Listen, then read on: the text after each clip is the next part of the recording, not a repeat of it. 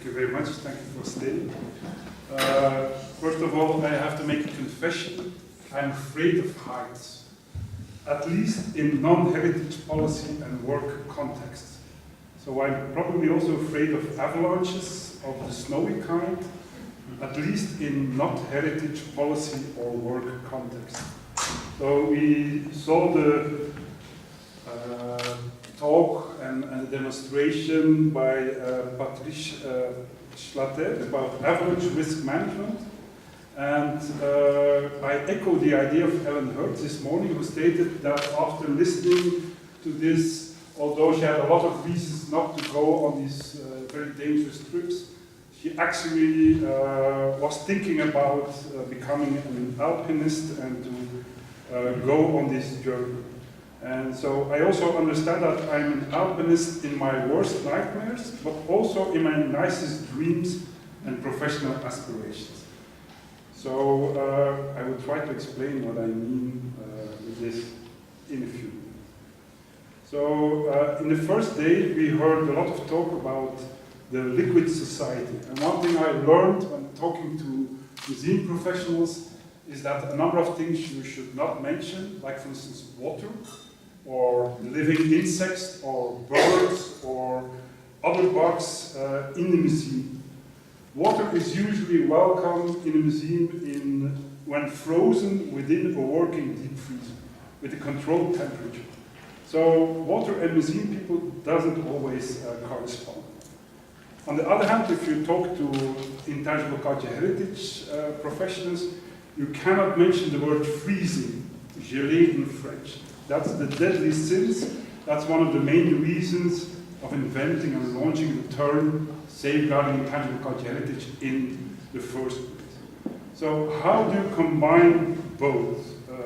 Not mentioning water and liquid elements and not mentioning freezing. So that's probably why we need the metaphorical avalanches when things are frozen by or in museums. That's what the 2003 convention could do.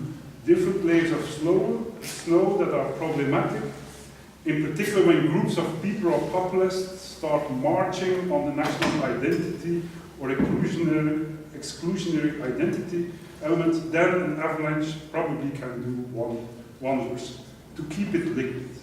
So safeguarding, avoiding avalanches, staying at home and watching a movie when it's becoming very dangerous. If you do it, if you go walking in these dangerous mountains, do it together with friends. And if things really go wrong, learn the techniques on how to deal with this. Okay.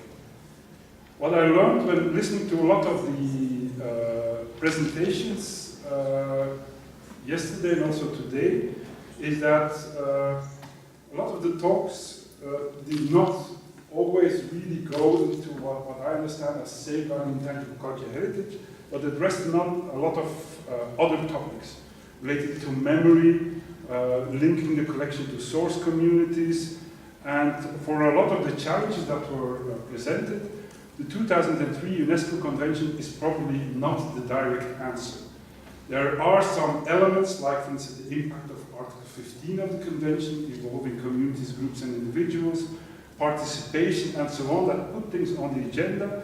But if we look at UNESCO, probably another text that we have hardly mentioned or not mentioned at all is probably more important at the moment. That's the 2015 recommendation concerning the protection and promotion of museums and collections, their diversity and their role in society.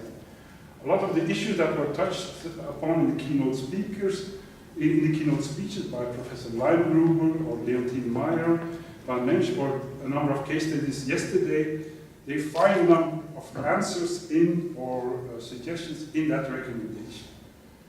According to me, that's one of the lessons I draw about this. We need that text for the next meetings to include it in the discussion. I just checked that recommendation and I noticed that the word safeguarding, especially safeguarding intangible cultural heritage, is hardly used in that text of UNESCO sponsored by ICON. And Rory Jane Smith and Gary Campbell published an article earlier this year about the problems of combining different heritage paradigms. And especially the way that, for instance, this new emerging paradigm of safeguarding intangible cultural heritage, how a number of policymakers and heritage workers address this, especially in the sector of monuments and preservation and protection, attempting to bury or to neutralize that erupting volcano of the 2003 conventions. And one of the things that Rory Jane Smith and Gary Campbell said, if you hear the words tangible values and intangible values being used, then you know something is wrong. Because tangible values, there is no such thing. That is often used by people in the monuments sector. All values are intangible. And in their article, that is compulsory reading for everyone, they say you should identify if this dichotomy is made. That's to flag that, well, a discussion should be undertaken.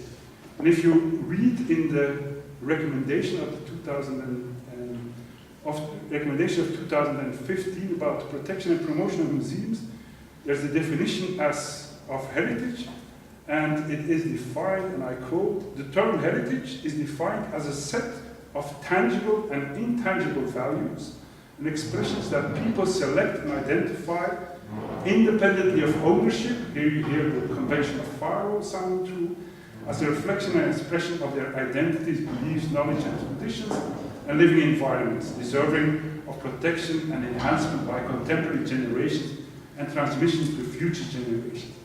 The term heritage also refers to the definitions of cultural and natural heritage, tangible and intangible cultural property, and cultural objects as included in the UNESCO culture conventions, mentioning, for instance, the 2003 convention.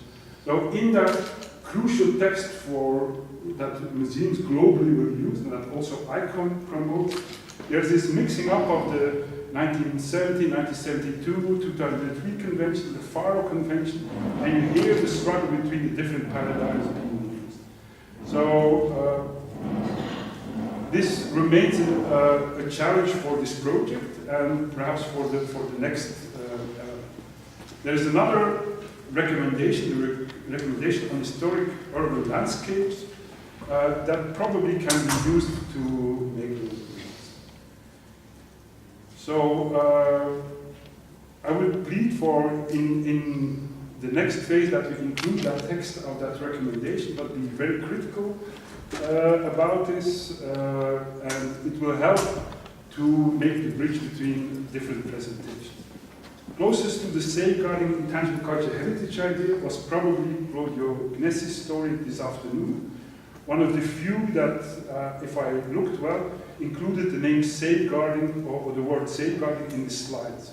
But I also remembered he does not have a fixed building nor a collection. So that's already something to think about.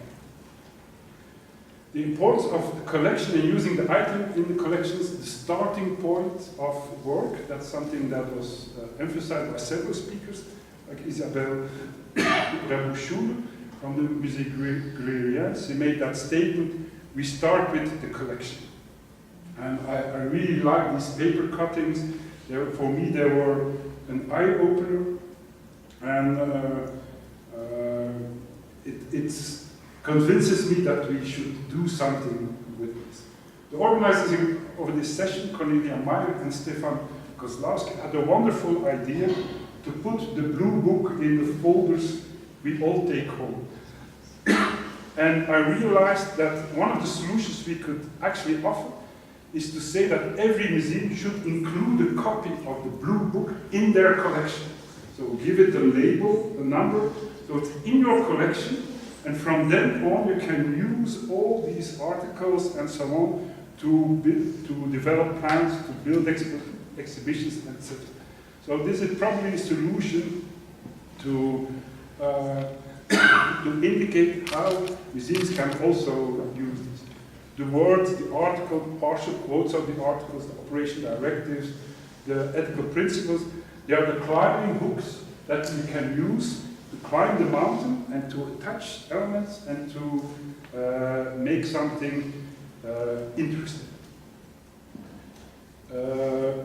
Mr. Roger and Lotte Leinruber this morning referred to the future and suggest that economics and neoliberalism are dominating the future strategies. And what I did not hear so much was sustainable development and the Agenda 2030. So, and that's where in the community of people working around intangible cultural heritage, that's instrumentalizing and concerting efforts is linking and trying to address this Agenda 2030. Especially linking to Sustainable Development Goal 11, sustainable cities and communities. Once you do that, you discover that a lot of organizations and people all over the world are working with the Sustainable Development Goals. Sustainable development is part of the definition of intangible cultural heritage of the 2003 Convention, and I think it's a way to move forward. I was thinking about this when listening to, for instance, Andreas Forzi of the Marina Natural History Museum about citizen science. And I think this is the case with a lot of the presentations we hear. We can connect them to elements in operation directives, especially the new chapter on sustainable development, where a lot of references are made and demands are made.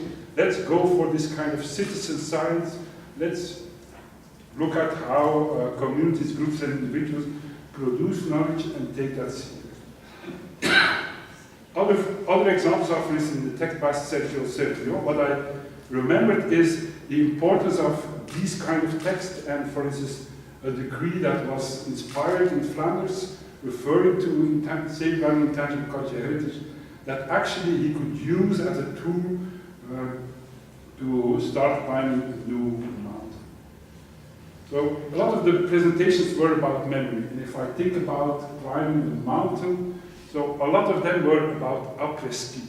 So you did something in the mountains, or you pretended you did something in the mountains, and then you go and in a consensual way talk about it, drink about it, create that kind of consensual community, have a nice setting in a room filled with objects and so on.